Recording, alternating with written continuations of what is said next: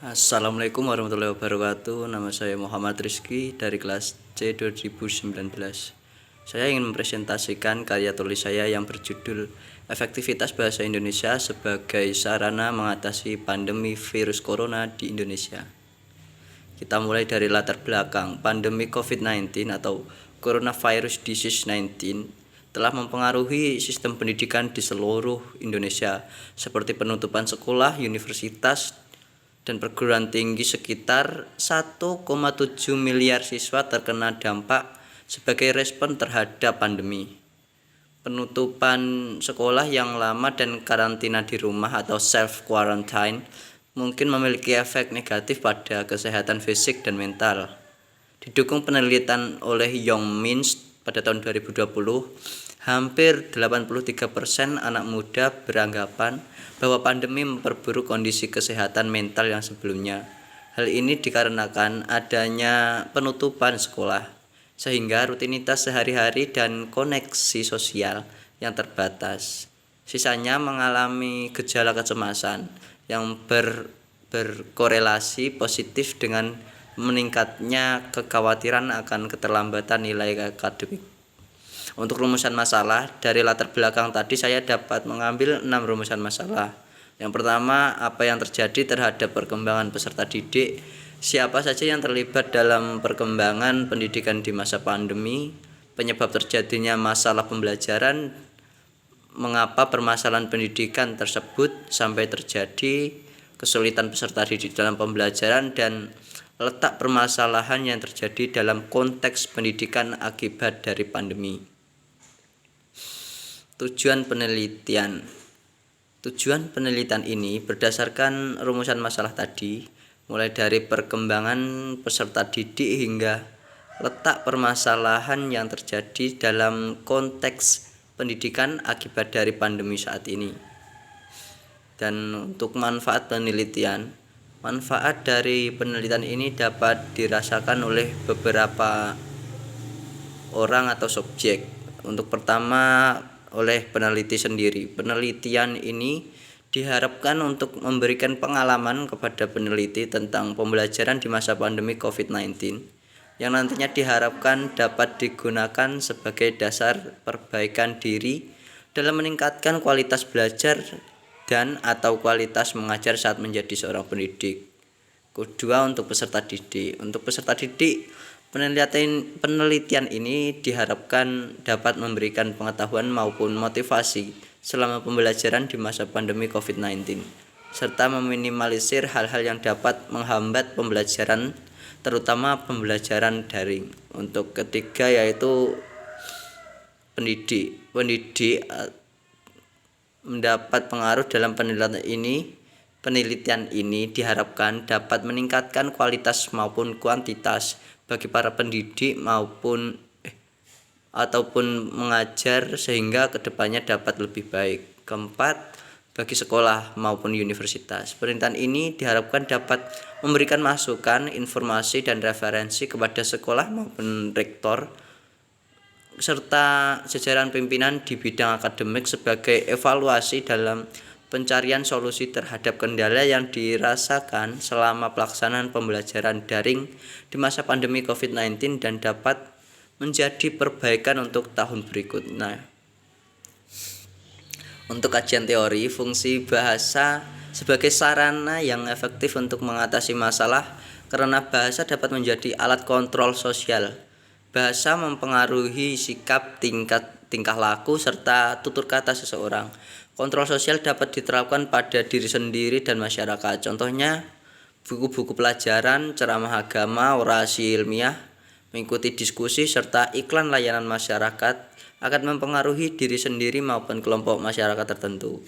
Contoh lain yang menggambarkan fungsi bahasa sebagai alat kontrol sosial yang sangat mudah kita terapkan adalah sebagai alat peredam rasa marah. Menulis merupakan salah satu cara yang sangat efektif untuk meredakan rasa marah. Pembahasan dalam pandemi COVID-19 terhadap perkembangan peserta didik di Indonesia. Untuk pertama, bagi peserta didik sendiri, ada kerugian mendasar bagi peserta didik ketika terjadi penutupan sekolah maupun kampus.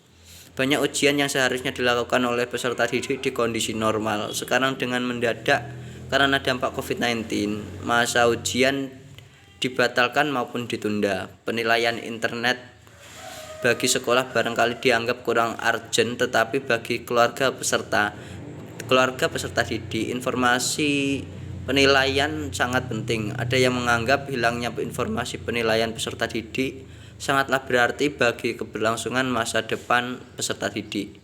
Misalkan saja target skill maupun keahlian tertentu murid yang semestinya tahun ini mendapatkan treatment untuk tahun yang akan datang, maka pupus sudah bagi murid yang telah mampu menguasai banyak keterampilan di tahun ini, tetapi tidak memperoleh penilaian yang semestinya.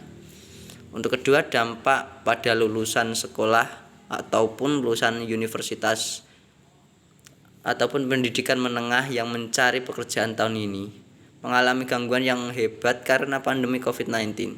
Para mahasiswa maupun siswa yang tahun ini lulus mengalami gangguan pengajaran di bagian akhir studi mereka. Dampak langsung yang dialami oleh mereka adalah gangguan dalam penilaian akhir yang mestinya mereka dapatkan.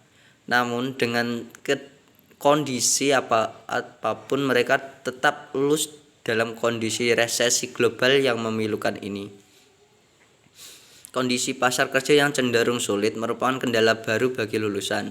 Persaingan di pasar kerja sangat gaduh dan berhimpit dengan para pekerja yang sudah mengalami putus hubungan kerja atau PHK dari perusahaan di mana mereka kerja.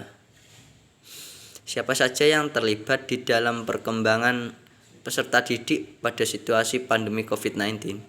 Yang terlibat di dalam perkembangan peserta didik meliputi tenaga pendidik dan juga orang tua atau wali. Dan seterusnya, masalah pembelajaran yang terjadi akibat pandemi COVID-19. Ada beberapa masalah yang di dalam pembelajaran di pandemi COVID-19. Pertama, masalah teknis seperti ketersediaan alat, infrastruktur, khususnya infrastruktur teknologi dan aplikasi. Kedua, masalah sumber daya manusia dan sistem pendidikan itu sendiri, seperti kemampuan guru dan pola pembelajaran. Ketiga, masalah sosial yang berkaitan dengan kemampuan keluarga untuk mendukung sistem pembelajaran jarak jauh itu. Dan permasalahan pendidikan di masa pandemi COVID-19. Dalam permasalahan pendidikan, di masa pandemi COVID-19 ada beberapa faktor, mulai dari fasilitas yang dimiliki pelajar maupun pengajar dalam melakukan kegiatan pembelajaran daring. Selain itu juga dari koneksi pelajar yang kurang baik dan juga permasalahan dari orang tua pelajar yang tidak membantu anaknya dalam melakukan pembelajaran. Dan solusi permasalahan pembelajaran di masa pandemi COVID-19. Solusi dari permasalahan ini ada 5 faktor. Mulai dari solusi yang diberikan pemerintah, dinas pendidikan, peran kepala sekolah maupun rektor, kerjasama pihak sekolah maupun universitas dengan provider, dan juga peran orang tua dalam mendampingi pelajar saat belajar dari rumah. Dan kesimpulan dari pembahasan saya kali ini yaitu dampak akibat terjadinya pandemi COVID-19 ini yang harus membuat pembelajaran yang sebelumnya dilakukan secara tatap muka kini harus diganti dengan daring. Banyak permasalahan yang muncul akibat terjadinya pembelajaran daring ini. Bukan hanya pelajar saja yang mendapatkan masalah dari pembelajaran daring ini, bahkan dari sekolah, pemerintah, tenaga pendidik hingga orang tua atau wali dari peserta didik mendapatkan dampak dari berlangsungnya pembelajaran daring ini. Banyak solusi yang saya dapatkan dari pengamatan saya selama terjadinya pembelajaran ini di masa pandemi ini. Dimulai dari pemerintah yang mengeluarkan peraturan tentang bagaimana proses pembelajaran jarak jauh dilaksanakan, hingga dinas pendidikan pun bekerja sama dengan provider guna pelatihan penggunaan niptek dalam rangka pembelajaran jarak jauh.